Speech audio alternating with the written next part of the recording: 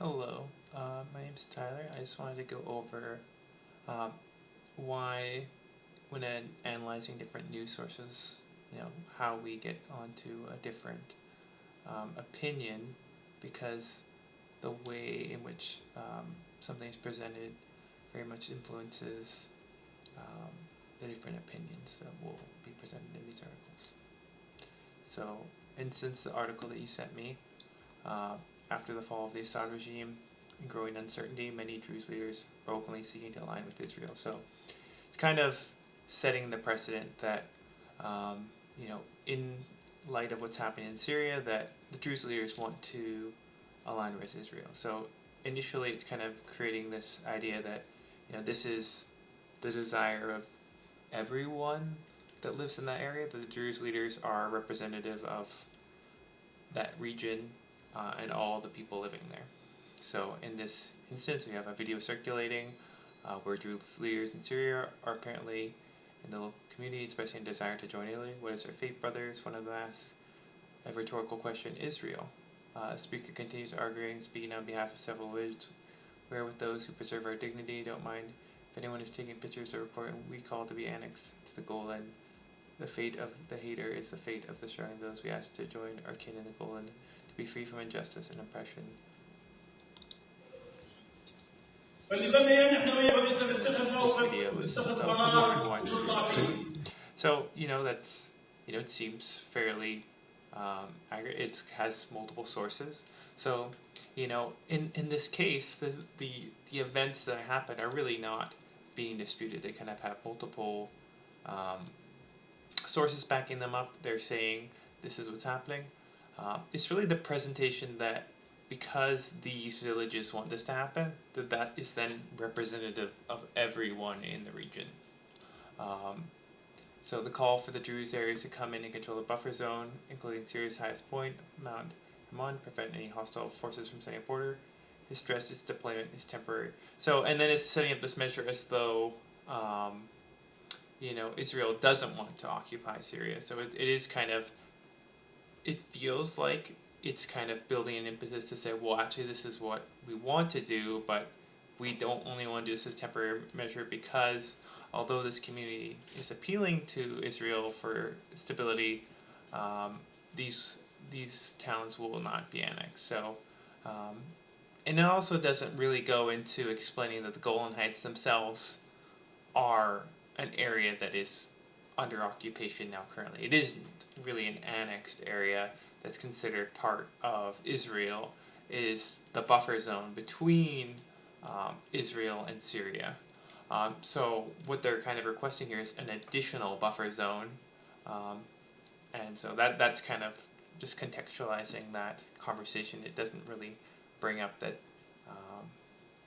this buffer zone is already there, and that they're actually going into the territory of southern Syria to create another buffer zone. Um, then it does explain who are the Druze, who are the community, what its impact. So that's some background, but it doesn't really give you background onto what the Golan Heights themselves are. So that's why I feel like it's just being a little bit disingenuous when it said, um, this is the request of these leaders. Then how do we get to that area? So that's my thoughts on the article. Then moving over into um, the article that you would not agree with Teretz says villagers in the Syrian Golan Heights worry to be in demilitarized zone will be a long-term occupation. So now this narrative is the exact opposite. So the other one we want the village leaders, and this one the villagers are saying they don't want to be in this zone.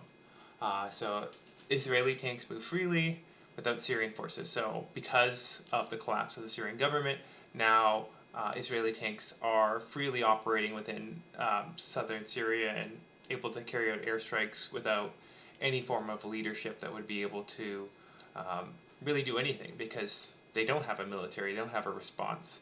So this idea that we're even creating this buffer zone as protection when there really hasn't been a response from Syria, it doesn't feel as important because a week after the Assad regime fell, and the entrance into the military zones, villagers living And the Syrian side of the Golan Heights have asked for the new government in Damascus to work to secure Israel's withdrawal. So, now we're getting a different narrative. So before in the other narrative, again, we're saying we're going to have Israel come to annex. In this narrative, the villagers are saying we want the occupation to end.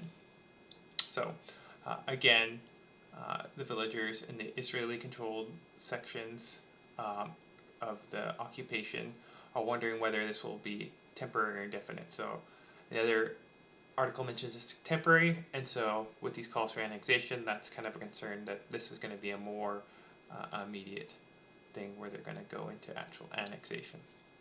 The IDF says it's regular contact, so again, that's lining up with the other article.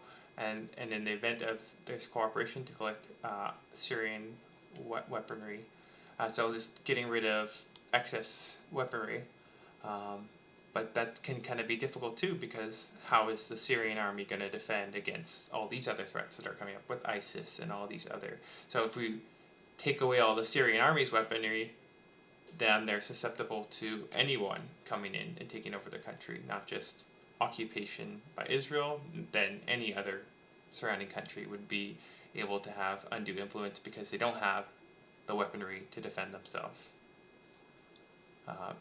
We're used to the fact that in Israel there's no free withdrawals, so the expansion wasn't done for solely military or security reasons, but to extort the new government.